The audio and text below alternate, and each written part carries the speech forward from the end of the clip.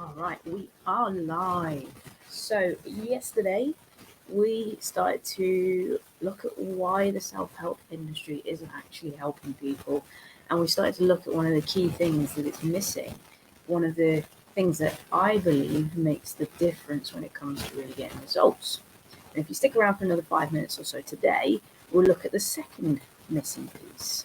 There's going to be a series of these missing pieces, and today we'll look at the second one.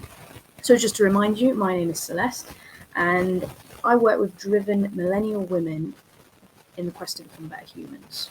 We use a rare systematic approach to mindset training, and it's designed to help you find freedom from chaos, clarity of purpose, and the power to create a life that you're loving. So in every video you watch, be that new or old, there are a lot of old videos out there. I've had a little look today, and I think there's about 150 videos over on my YouTube page at the moment. So if you want to go back through the archives, feel free.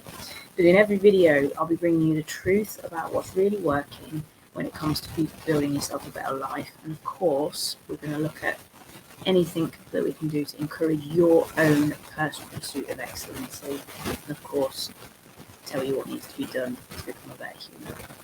So yesterday we talked about the first most obvious thing that you need when it becomes when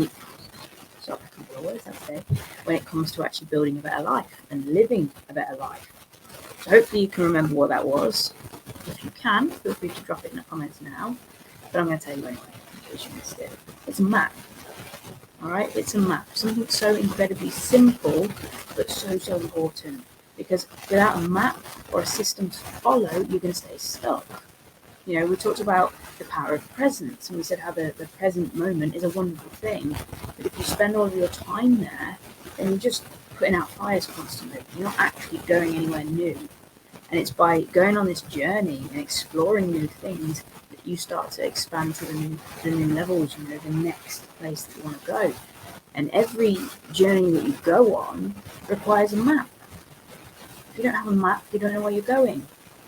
And then within that, we also said that you need a method of travel, a system that you can use so you know what you're doing, when you're doing it, why you're doing it, and of course, how to do it.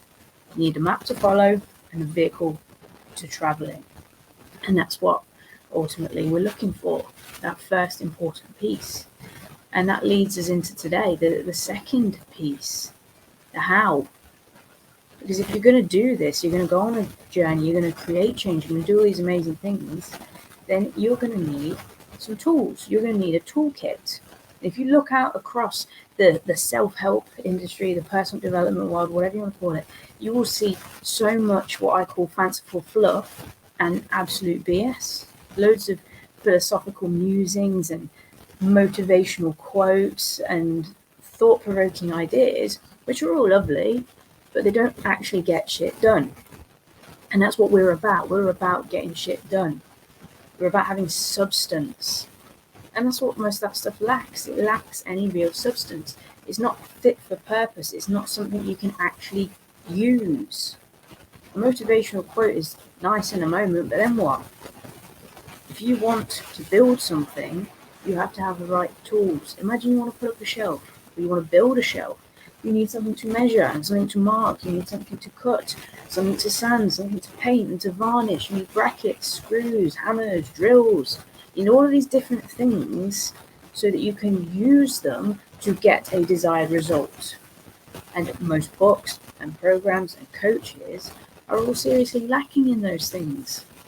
They might be able to give you a nice idea. They might be able to, help you shift your thoughts a little bit.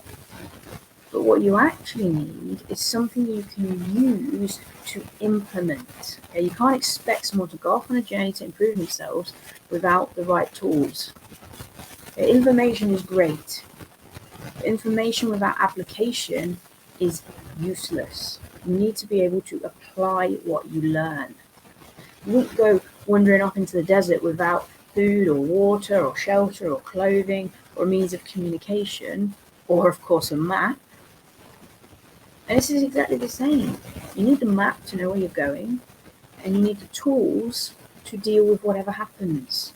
And that's one of the things I really pride myself on inside Project Tempest. We have such a vast quantity of tools that you can use. We've got different types of meditations, there's breathing, there's journaling tools, there's digital roadmaps, there's all kinds of stuff. There's playbooks, there's so much in there. And ultimately your training is going to be so much better if you have the right tools to help you apply what you learn. Because the journey is hard work, but hard work becomes manageable when you have what you need. So as we move along that continuum from chaos to clarity to creation, we start to fill up our toolbox. And as we progress, we know we are safe in the knowledge that we actually have the right tool for the right job. We have a tool for pretty much everything.